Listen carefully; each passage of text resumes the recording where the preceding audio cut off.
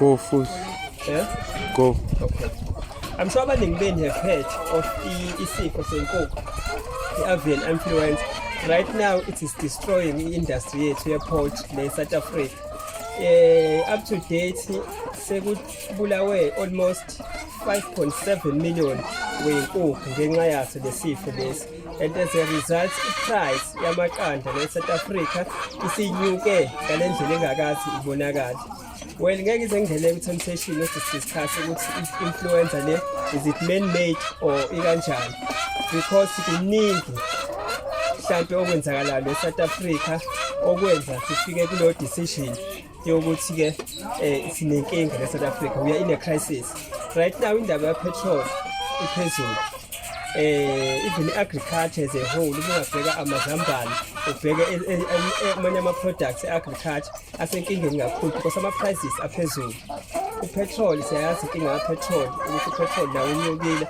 Kuningi izinto eSouth Africa, economy ele South Africa isenkingeni kakhulu, but engifuna ukulokhuzake ukukhuluma, it's not just about ukuthi ngizocomplain about izinto ezenzakalayo eSouth Africa. Siyacomplaina kakhulu everywhere, ngisho endabeni sihlezi complain. Right now into engifuna ukuzoyikhuluma, I want to make a call to all those who call upon the name of the Lord. This is a great opportunity. Whenever there is a crisis, uNkulunkulu is always seeing an opportunity to do great things.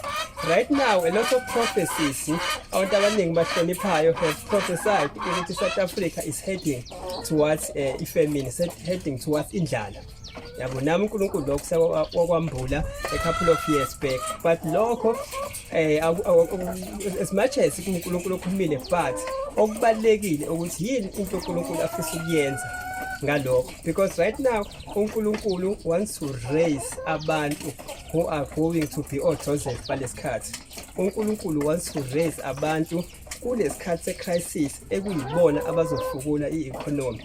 There are three things nje engizoyidiscussa mase siyayivala le video.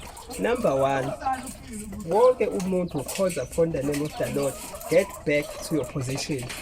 Isho ngathiwa yini into exabanisa noNkulunkulu right now, make sure ukuthi uyabuyela back to position. If you need to repent, but get back to position. Number two, the prayer. Kuma-Leviticus uNkulunkulu wathi ukuba priest umlilo e-altar funa ukuhlezi uvutha njalo ungaceli. Make sure ukuthi prayer life yakho is consistent. Make sure ukuthi you have a healthy prayer life. And number three, which is very important, make it your ambition to work with your hands.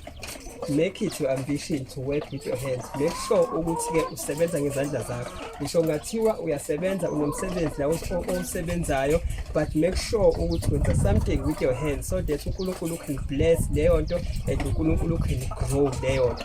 uNkulunkulu wants to create an economy. As economy South Africa uNkulunkulu ufuna ukcreate abantu. There is a man kaJoseph, there is an anointing kaJoseph eyehlile njengamanje. uNkulunkulu ufisa ucreate abantu abazokwazi ukuthi bafule i-economy, but you need to do these three things. Number one, you need to repent, you need to be in the right position with uNkulunkulu. Number two, prayer life needs to be healthy.